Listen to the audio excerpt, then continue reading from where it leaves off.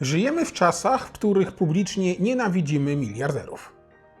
Chcemy ich opodatkować, wyśmiać i zjeść.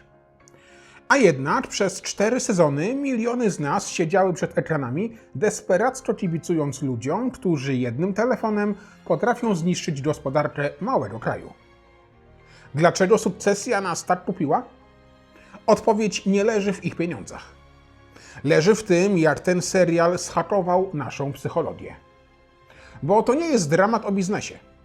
To najbardziej luksusowy horror o traumie pokoleniowej, jaki kiedykolwiek powstał. Zapraszam na analizę laboratorium Logana Roya. Miejsca, w którym miłość została zastąpiona przez rynkową wycenę.